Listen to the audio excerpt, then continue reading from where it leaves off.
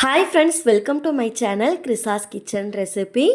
இன்றைக்கி நாம் பார்க்க போகிற ரெசிபி பார்த்திங்கன்னா ப்ரக்கோலி மசாலா கிரேவி எப்படி பண்ணுறது தான் பார்க்க போகிறோம். இந்த கிரேவியை சப்பாத்தி கூடலாம் வச்சு சாப்பிட்றதுக்கு ரொம்பவே நல்லாயிருக்கும். சப்பாத்திக்கு மட்டும் இல்லாமல் பூரி புலாவ் கூட கூட நம்ம வச்சு சாப்பிடலாம். ரொம்ப ரொம்ப நல்லாயிருக்கும். இப்போ வாங்க இந்த ரெசிபி எப்படி பண்ணுறதுன்னு பார்க்கலாம். ஃபஸ்ட்டு இந்த ரெசிபி பண்ணுறதுக்கு ஒரு பேனில் 2 டேபிள் ஸ்பூன் எண்ணெய் சேர்த்துக்கோங்க. எண்ணெய் சூடாகிறதுக்குள்ளேயும் இதில் 1/4 டீஸ்பூன் மஞ்சள் தூள், 1/4 டீஸ்பூன் மிளகாய் தூள், 1/4 டீஸ்பூன் போல் உப்பு இதெல்லாம் சேர்த்துட்டு நல்லா கலந்து விட்டுக்கோங்க. இப்போ இதை நல்லா கலந்ததுக்கப்புறமா நம்ம க்ளீன் பண்ணி வச்சுருக்க ப்ரக்கோலியை இதில் சேர்த்துக்கலாம்.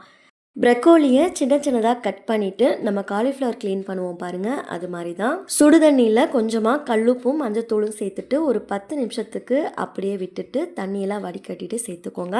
ப்ரக்கோலியை ஒரு 2 நிமிஷத்துக்கு அடுப்பை மிதமான தீயில வச்சுட்டு வதக்கி விட்டுக்கோங்க. இது வதங்கினதுக்கப்புறமா தனியாக ஒரு பிளேட்டில் எடுத்து வச்சிடலாம். 2 நிமிஷம் மட்டும் வதக்குனா போதும், ரொம்ப நேரம் வதக்கணும்னு அவசியம் இல்லை. இப்போது அதே கடாயிலேயே 2 டேபிள் ஸ்பூன் எண்ணெய் சேர்த்துக்கோங்க.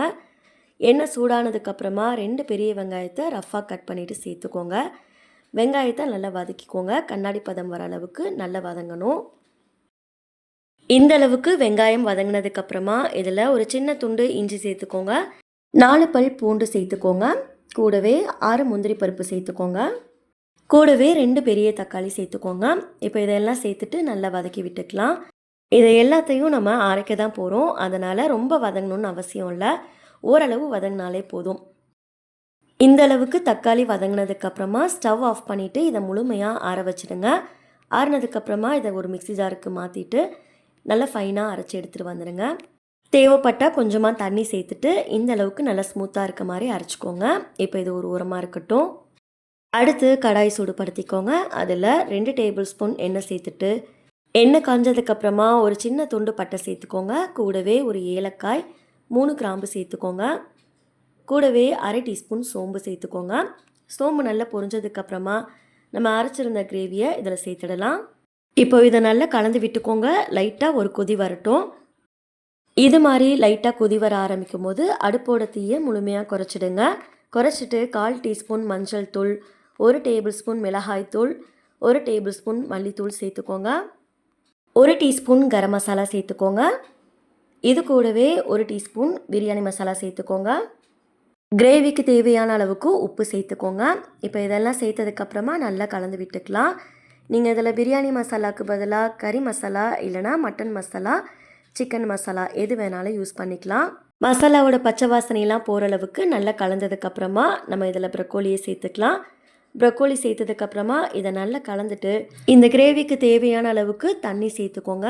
நான் இன்றைக்கி திக்காக தான் கிரேவி பண்ணியிருக்கேன், அதனால் 1/2 கப் அளவுக்கு தண்ணி சேர்த்துருக்கேன். தண்ணி சேர்த்துட்டு நல்லா கலந்து விட்டுக்கோங்க.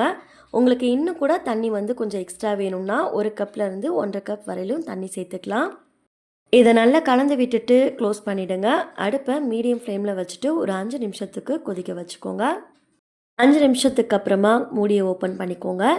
கடைசியாக இதில் கொஞ்சமாக கஸ்தூரி மெத்தி நல்லா கையில் கசக்கிட்டு சேர்த்துக்கோங்க. இது சேர்க்கும்போது நம்ம ரெஸ்டாரண்ட்டில் கிரேவி சாப்பிட்றோம் பாருங்கள், அந்த டேஸ்ட்டுக்கு இருக்கும். கஸ்தூரி மெத்தி இல்லை அப்படின்னாலும் பரவாயில்ல, கடைசியாக கொஞ்சமாக மல்லி இலை சேர்த்துக்கோங்க.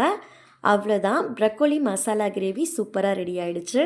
பொதுவாக ப்ரக்கோலி அதிகம் யாரும் விரும்பி சாப்பிட மாட்டாங்க. இந்த கிரேவியை ஒரு டைம் வீட்டில் செஞ்சு பார்த்துட்டு சப்பாத்தி கூட வச்சு சர்வ் பண்ணி பாருங்கள், ரொம்பவே நல்லாயிருக்கும். ட்ரை பண்ணி பார்த்துட்டு ரெசிபி எப்படி வந்ததுன்னு மறக்காமல் உங்களோட ஃபீட்பேக்கை ஷேர் பண்ணிக்கோங்க. தேங்க்ஸ் ஃபார் வாட்சிங். பபாய்.